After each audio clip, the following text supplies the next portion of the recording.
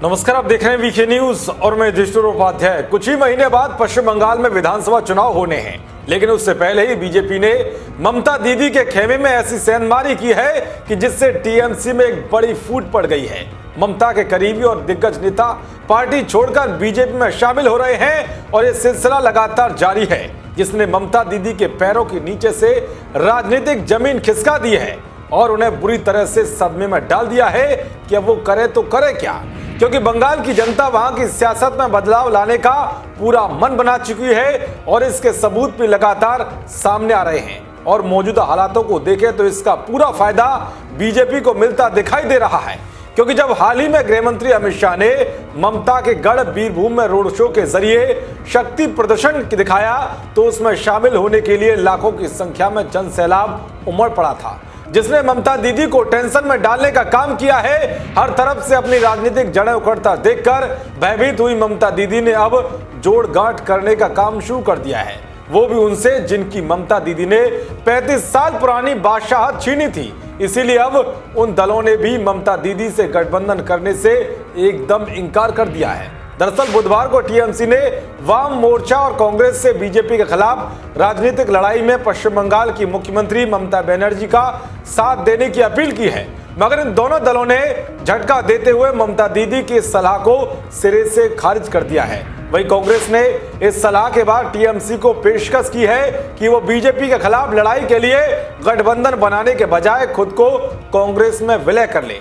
दरअसल ममता ने कांग्रेस से अलग होकर 1998 में टीएमसी की स्थापना की थी। राज्य में मजबूती से उभर रही बीजेपी का कहना है कि टीएमसी की पेशकश दिखाती है कि वो पश्चिम बंगाल में अप्रैल मई में होने वाले संभावित विधानसभा चुनाव में अपने दम पर भगवा पार्टी का मुकाबला करने का सामर्थ्य नहीं रखती है।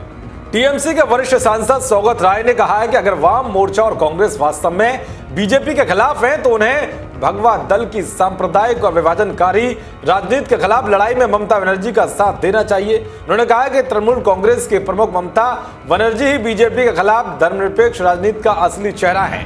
टीएमसी के प्रस्ताव पर राज्य कांग्रेस प्रमुख अधीर रंजन चौधरी ने प्रदेश में बीजेपी के मजबूत होने के लिए सत्तारूढ़ दल को जिम्मेदार बताया है। उन्होंने कहा है कि हमें टीएमसी के साथ गठबंधन में कोई दिलचस्पी नहीं है।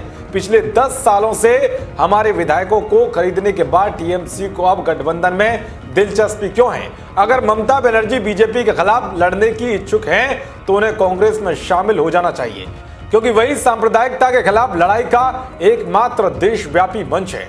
इस घटनाक्रम पर पश्चिम बंगाल बीजेपी अध्यक्ष और लोकसभा सदस्य दिलीप घोष ने कहा है कि टीएमसी की हताशा को दर्शाता है। उन्होंने कहा है कि टीएमसी हमसे अकेले नहीं लड़ सकते, इसलिए वे अन्य दलों से मदद मांग रहे हैं। इससे साबित हो जाता है कि बीजेपी ही टीएमसी का एकमात्र विकल्प है। बता दें कि लोकसभा चुनाव में बुरी तरह से हारने के बाद कांग्रेस और वाम मोर्चा ने साथ मिलकर विधानसभा चुनाव लड़ने का फैसला लिया है। सीपीएम नीत वाम मोर्चा को लोकसभा चुनाव में कोई सीट नहीं मिली थी, जबकि कांग्रेस को उसकी कुल 42 सीटों में से पश्चिम बंगाल से सिर्फ 2 सीटें मिली थी। वहीं बीजेपी को जबरदस्त जीत के साथ 18 सीटें मिली थी, जबकि टीएमसी को 22 सीटें मिली थी।